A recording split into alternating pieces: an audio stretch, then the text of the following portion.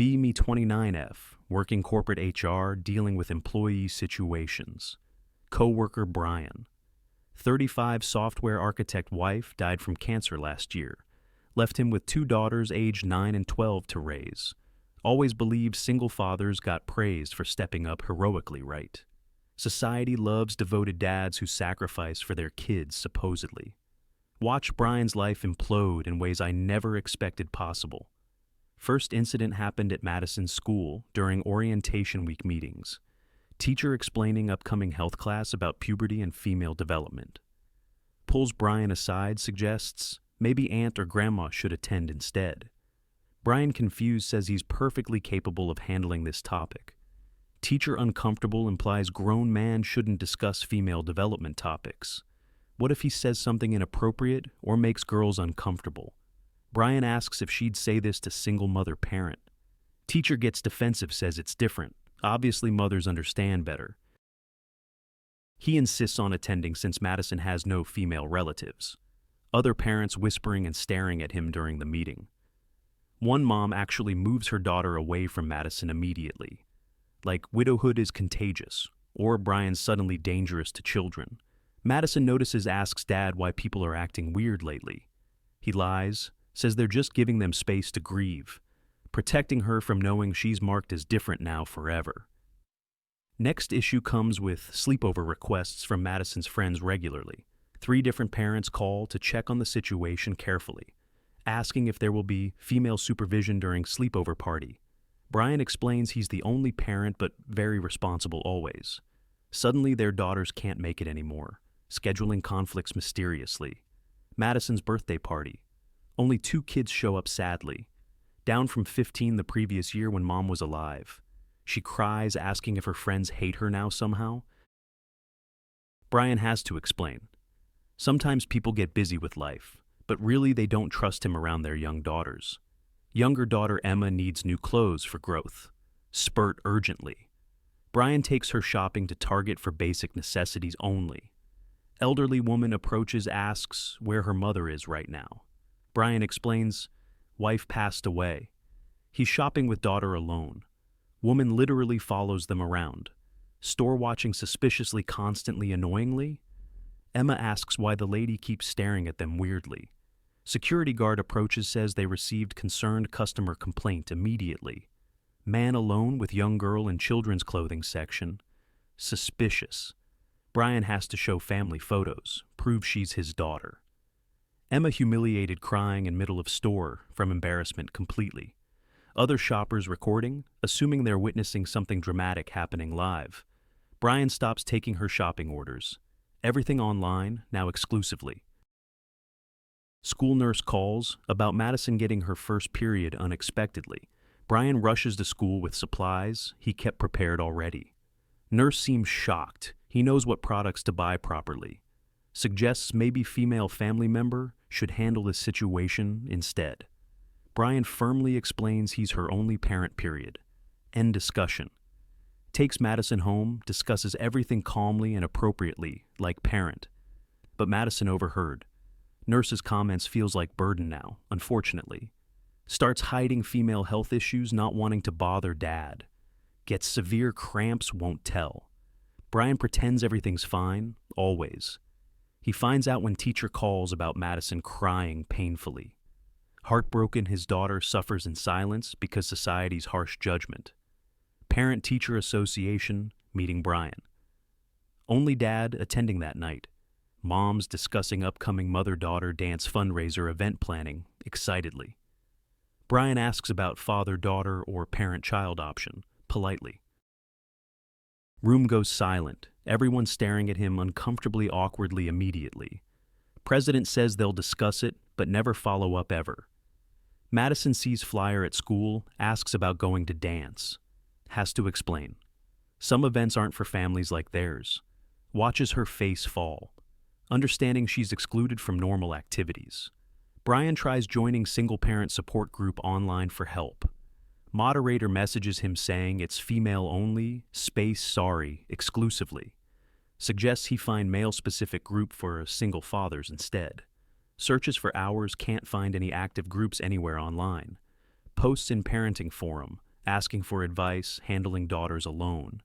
Gets attacked for probably being creepy predators seeking victims, obviously.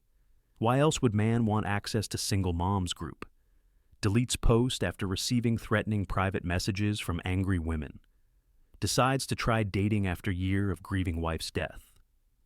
Matches with nice woman on dating app seems promising initially. She asks about kids he mentions 2 daughters at home. Immediately unmatches when learns there's no mom involved at all. Happens repeatedly. Women running from widower with girls constantly. One actually says too much baggage for her to handle. Another worried about becoming instant mom, figure too much pressure. Few who don't run get weird about daughters asking questions. Asking invasive questions about their development and personal care needs. One date literally quizzes him about periods and female hygiene. Wants to ensure he's not traumatizing them with his ignorance. Emma's friend's mom finally allows supervised playdate at their house.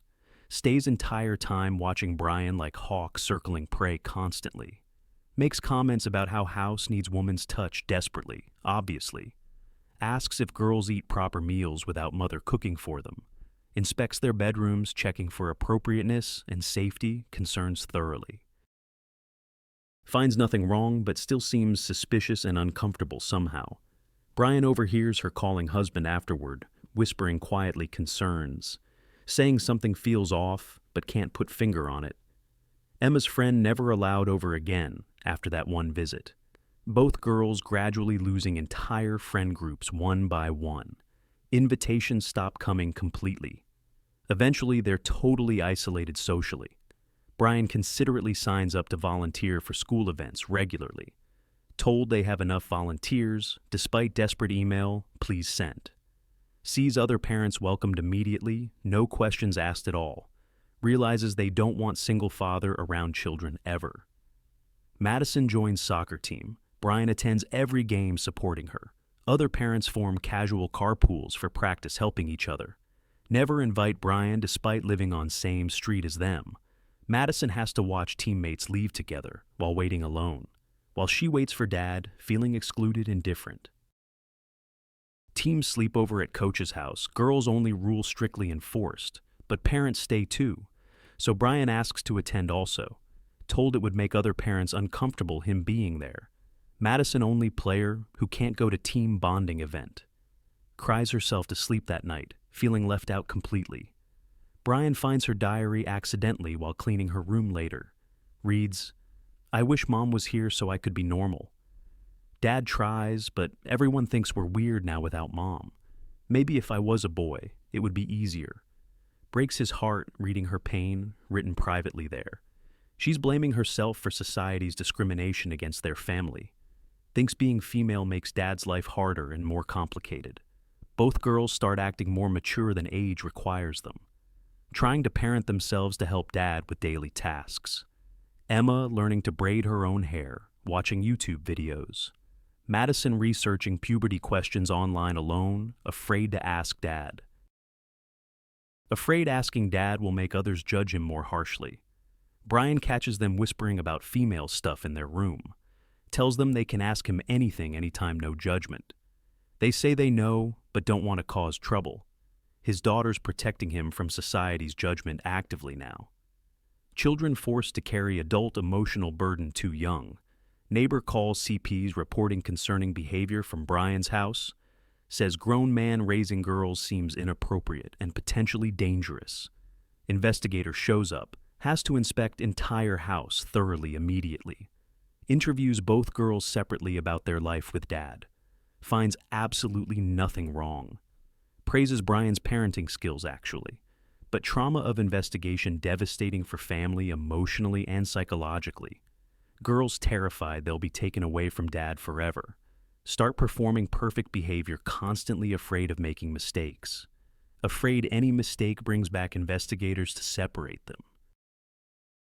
Brian installs cameras everywhere for protection and documentation purposes.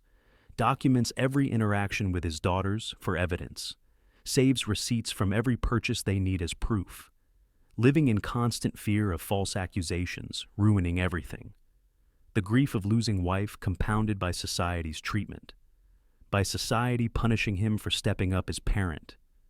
Two girls growing up feeling defective and abnormal constantly, because their loving father isn't trusted by anyone.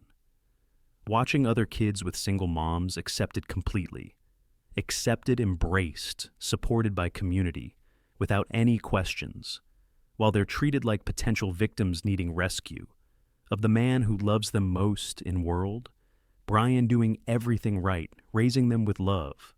But society decided widowed fathers are dangerous automatically. Based solely on gender, nothing else matters apparently. That's what happens to widowed fathers with daughters. They become suspects in their own homes daily.